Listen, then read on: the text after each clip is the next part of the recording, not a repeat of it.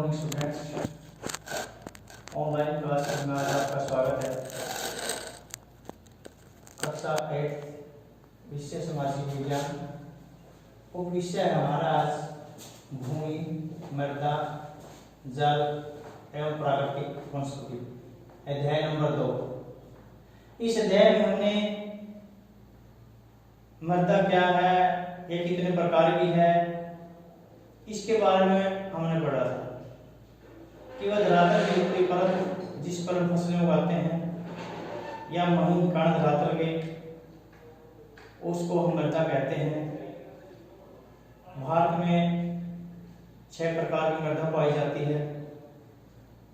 इस विषय के बारे में हमने पहले वाली वीडियो में आपको बताया, लेकिन हमारे लिए मृदा एक बहुत महत्वपूर्ण तत्व है।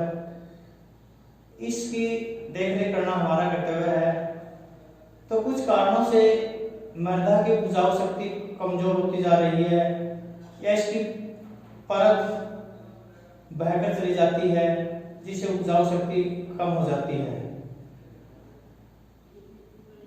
उपजाऊ शक्ति कम होने से हमारा उत्पादन कम होता है, फसलें कम होती है। तो इसमें उपजाऊ शक्ति कम करने में अपर्धन एक महत्वपूर्ण प्रक्रिया है। तो आज हम आपको बताएंगे मृदा अपर्धन क्या है। भूमि की ऊपरी उपजाऊ परत के बहने या टूट जाने को मृदा अपर्धन कहते हैं। मृदा अपर्धन के निम्नलिखित कारण हैं। नंबर 1, वनों का काटा जाना।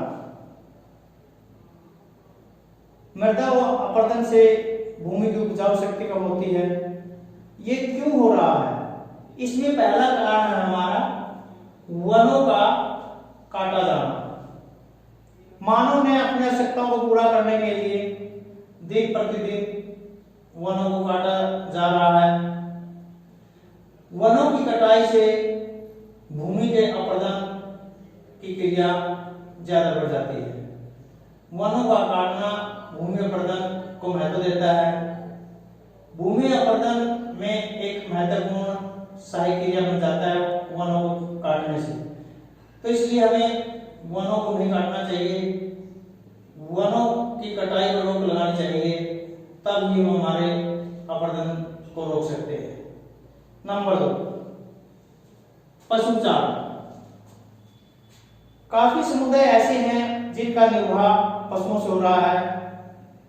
पर्वतीय क्षेत्रों में वे पूरे वर्ष धरातल के ऊपर पशुओं को चराते रहते हैं। पशुओं के चरने से मृदा की जो ऊपरी परत है वो कट जाती है और पानी के द्वारा, हवा के द्वारा वह अन्य अनेक क्रियाओं से वो परत एक स्थान से दूसरे स्थान पर बह करके चली जाती है। तो अति पशुचारण भी मृदा अपर्धन का एक महत्वपूर्ण कारण है। नंबर 3, मृदा की संरचना। मृदा की संरचना भी अपर्धन की क्रिया को प्रभावित करती है। रेतली मृदा में जल अधिक सोखने की सहन शक्ति होती है, तो वहां पर अपर्धन कम होता है। लेकिन जो रेगड़ मृदा है उसमें जल सोखने की प्रक्रिया नहीं होती, उसमें जल खड़ा रहता है। जल का जो भाव होता है तो उसके साथ मिट्टी भी बह के चली जाती है। तो मृदा की संरचना भी अपर्धन की क्रियाओं को प्रभावित करती है। नंबर 4, भूमि की तीव्र ढाल। जिस क्षेत्रों में भूमि का ढाल अधिक है वहां पर मृदा अपर्धन अधिक होता है, क्योंकि तीव्र ढाल वाले क्षेत्रों में जब वर्षा होती है तो पानी का बहाव तेज हो जाता है। तेज बहाव मिट्टी की ऊपरी परत को काट डालता है। तो भूमि की तीव्र ढाल मृदा अपर्धन का एक महत्वपूर्ण कारक है। नंबर 4, तेज पवन। जो हमारे मरुस्थलीय क्षेत्र हैं वहां पर जब तेज हवाएं चलती हैं तो उस क्षेत्र से रेत को उठा करके एक स्थान से दूसरे स्थान पर ले जाती हैं। तो तेज पवन भी मृदा अपरदन में एक सहायक क्रिया है। जिन जिन क्षेत्रों में तेज हवाएं चलती है वहां मृदा का अपरदन होता रहता है।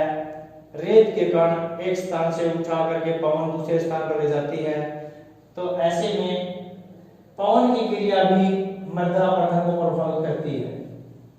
नंबर 5, कृषि का अवैज्ञानिक तरीका। अवैज्ञानिक तरीके का अर्थ यह है कृषि को सही वैज्ञानिक तरीके से न करना। बहुत से किसान कई क्षेत्रों में ढाल के अनुरूप ही कृषि की जुताई कर देते हैं, तो इसलिए हमें वो ढाल के अनुरूप कृषि की सिंचाई या जुताई नहीं करनी चाहिए, क्योंकि ढाल का भाव ज्यादा होने से पानी की गति तेज हो जाती है और मिट्टी को भाग करके ले जाती है। कृषि को एक वैज्ञानिक तरीके से करना चाहिए। समोच्च रेखाओं के अनुरूप कृषि की जुताई करनी चाहिए, मेड़ बनाना चाहिए, इससे मृदा अपरदन कम होगा। यदि हम अवैज्ञानिक तरीके से ढाल के अनुरूप ही मेड़ बना देंगे तो इससे कृषि का अपरदन होगा, भूमि का अपरदन होगा और अवैज्ञानिक तरीका भी ये मृदा अपरदन का एक कारक बनेगा। तो ये था बच्चों हमारे मृदा अपरदन के कारण। तो हमें मिट्टी की बहुत अधिक आवश्यकता है, क्योंकि इससे हमारी आवश्यकताएं पूर्ण होती है। तो इसके अपरदन के रोकने के कुछ उपाय पर भी हम चर्चा करेंगे। पहला उपाय है सीढ़ीदार खेती करना। मृदा के अपरदन को रोकना बहुत जरूरी है, क्योंकि अपरदन से मृदा की ऊपरी परत बहकर चली जाती है, इससे मिट्टी की उपजाऊ शक्ति कम होती है। तो इसके उपाय में पहला कारण हमारा सीढ़ीदार खेती करना। जो ऊंचे भाग हैं उसमें सीढ़ी की तरह टुकड़े बना करके हमें खेती करनी चाहिए। इससे मृदा का जो अपरदन है वो कम होगा। छोटे छोटे पहाड़ों पर टुकड़े बना करके, बराबर भाग बना करके, सीढ़ी की तरह टुकड़ों बांध करके खेती करना मृदा अपरदन को रोकने में कारगर होता है। नंबर 2, भूमि की समोच्च रेखीय जुताई। तीव्र ढाल वाले क्षेत्रों में हमें भूमि की जुताई समोच्च रेखीय विधि से करनी चाहिए। वहां पर जुताई सीधी की बजाय ढाल के टेढ़े भाग की ओर करनी चाहिए। समोच्च रेखीय जुताई को अपनाना चाहिए।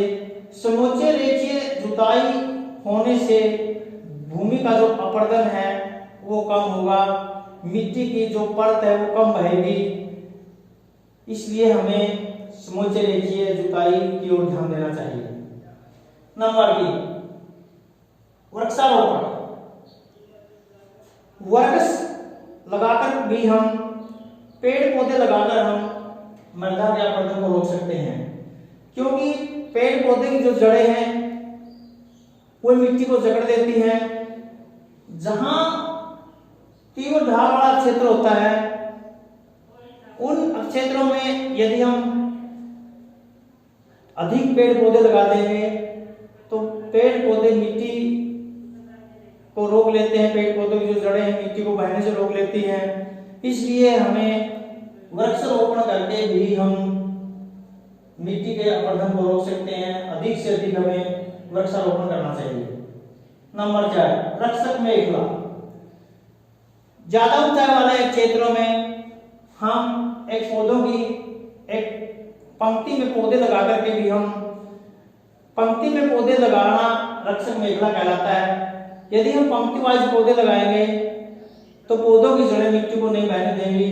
तो रक्षक मेखला का प्रयोग करके भी हम मृदा के अपरदन को रोक सकते हैं। नंबर 5, पट्टीदार कृषि।